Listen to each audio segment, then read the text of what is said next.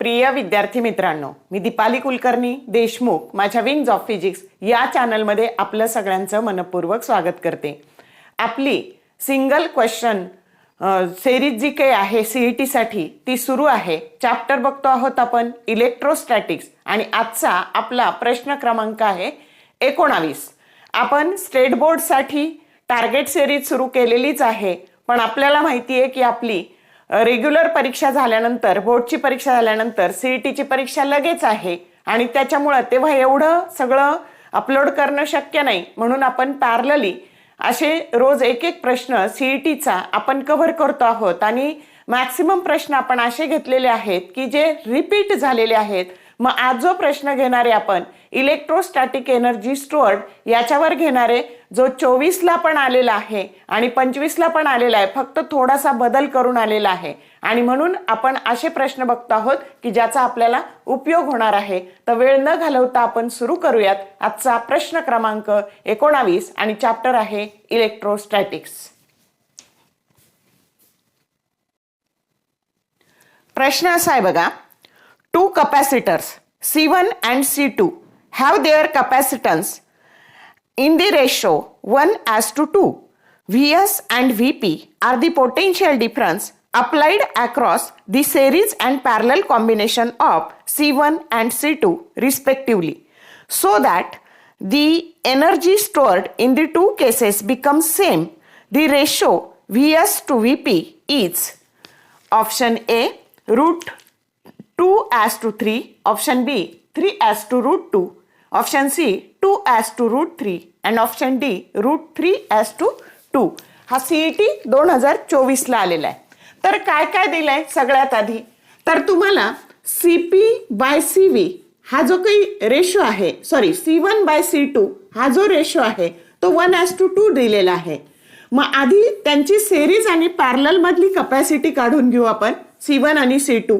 जेव्हा C1 आणि C2 हे सेरीज मध्ये जोडले, त्याच्या अक्रॉस जोडलेलं जे काही पोटेन्शियल आहे, C1 आणि C2 सेरीज मध्ये जोडलं त्यावेळेचं पोटेन्शियल त्याला Vs असं म्हटलेलं आहे. आणि जेव्हा ते असे पॅरलल जोडलेले आहेत तर त्यावेळेस त्यांच्या अगेन्स्ट असलेला पोटेन्शियल डिफरन्स जो काही आहे त्याला Vp म्हटलेला आहे. आणि तुम्हाला हा Vs/Vp हा C1 आणि हा C2 आणि हा तुम्हाला Vs/Vp चा रेशो काढायचा आहे, पण त्यांची एनर्जी इलेक्ट्रोस्टॅटिक एनर्जी सेम असेल तेव्हा. प्रॉब्लेम असा आहे, समजलं का? मग आता आधी काय करून घ्यायचं, C1/C2 that is equal to 1/2 and therefore C2 that is equal to, हे C2 तिकडं नेले तर 2C1 ही किंमत आपल्याला मिळाली. आता त्यांची इक्विव्हॅलंट कपॅसिटी काढून घेऊ. सेरीज मधली कशी काढायची, तर सेरीज मध्ये जेव्हा दोन कपॅसिटर असतील तर न्यूमरेटरला त्या दोन्हींचा गुणाकार घेतात आणि डिनॉमिनेटरला त्या दोन्हींची बेरीज घेतात. ही सोपी पद्धत जेव्हा दोन कपॅसिटर असतील तेव्हा. आणि पॅरलल मध्ये मात्र सरळ सरळ त्यांची बेरीज येते, C1 + C2. मग आता काय करायचं, तर ह्या C2 ची किंमत टाकून द्यायची. काय टाकायची, ट्वाईस C1 दोन्ही केसमध्ये. मग therefore CS that is equal to C1 into 2C1 C2 ची किंमत आणि इथं C1 + 2C1. आता हे टोटल झाले बघा 2C1² divided by 3C1. C1 cancel झाले आणि 2C1 हा एक C1 शिल्लक राहिला. 2C1/3 ही झाली कपॅसिटी. कधी, तर सेरीज मधली. याला म्हणा इक्वेशन नंबर 1. आता दुसरं CP काढून घ्यायची. तर CP मध्ये ह्या C2 ची किंमत टाकायची 2C1, मग C1 + 2C1 हे झाले टोटल 3C1. आता याला म्हणू इक्वेशन नंबर 2. आता जेव्हा त्यांची एनर्जी सारखी असते ना, इलेक्ट्रोस्टॅटिक एनर्जी, तर त्याचा फॉर्म्युला असतो half electrostatic energy that is half CV². मग आता पॅरलल मधली पण सेम आणि सेरीज मधली पण सेम. मग या केसमध्ये एनर्जी येईल half CS into Vs² that is equal to half CP into VP². Half half काय झाले, कॅन्सल झाले. मग तुम्हाला रेशो कशाचा काढायचा आहे, Vs/Vp चा काढायचा आहे. मग Vs/Vp that is equal to under root of, आता हे स्क्वेअर असल्यामुळं अंडर रूट ऑफ आता VS बाय VP म्हटलं की इथं काय येणार आहे, तर इथे येणार आहे CP बाय CS अपोजिट. आता CP बाय CS आपण काढून घेतलेत. CP काय आपलं थ्राईस C1 आहे, थ्राईस C1 आणि CS काय आपलं 2/2C1 बाय 3. C1 काय झाले कॅन्सल झाले. डिनॉमिनेटरचा denominator that is always numerator. मग 3 3 जा 9, 9/2 दॅट इज नथिंग बट 3/√2. म्हणजे उत्तर काय आलं, तर VS as to VP that is equal to 3 as to √2, की जो करेक्ट ऑप्शन काय आहे बी आहे. समजलं का? मी परत एकदा सांगते कसं सोडवलं, कारण तुम्हाला हा प्रश्न परत 25ला पण आलाय, थोडासा बदल करून 2025ला पण तो आलेला आहे.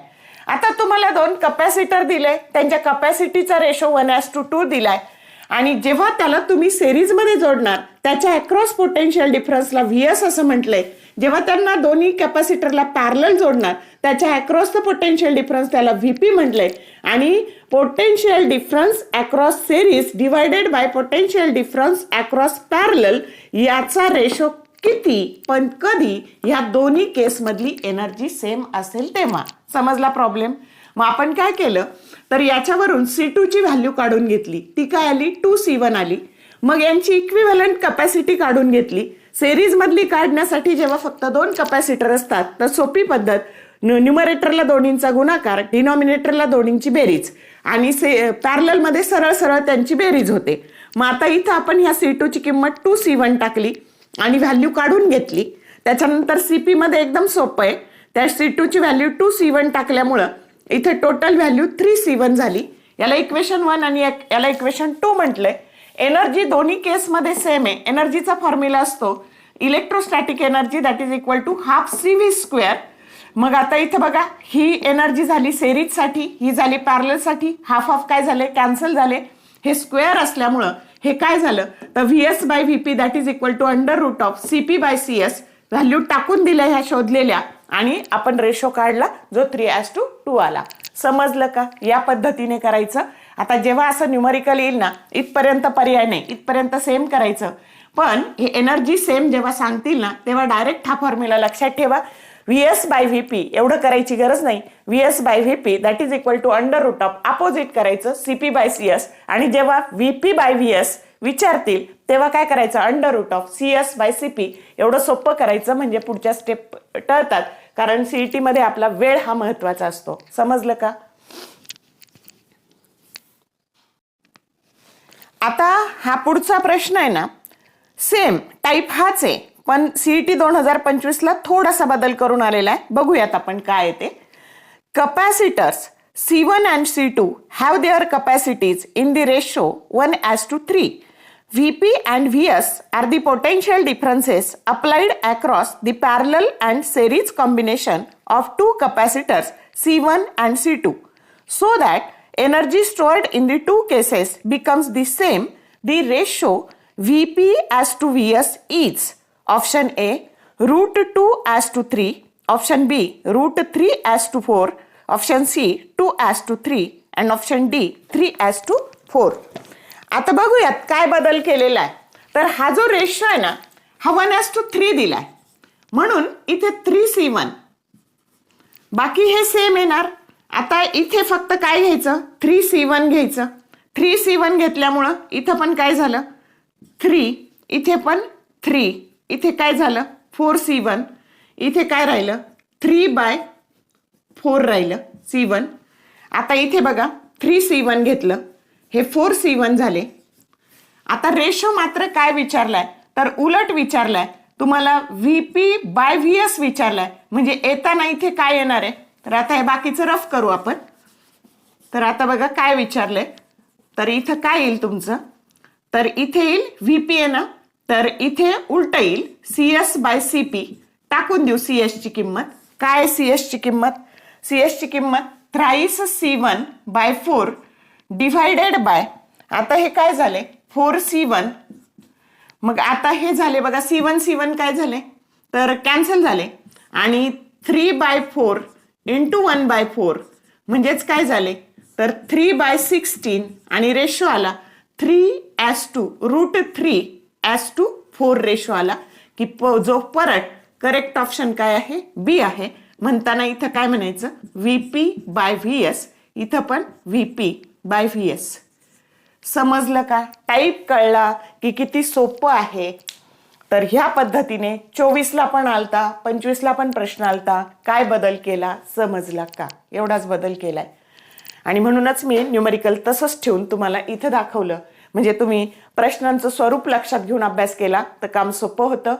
व्हिडिओ आवडला लाईक करा, शेअर करा, कमेंट करा. जर तुम्हाला व्हिडिओ आवडत असतील तर चॅनलला सबस्क्राईब करा, जेणेकरून येणाऱ्या व्हिडिओचे नोटिफिकेशन तुम्हाला मिळत जातील. तुमचा कमी वेळात अभ्यास व्हावा म्हणून हा सगळा प्रयत्न चाललेला आहे. All the best for your study and thank you for watching this whole video.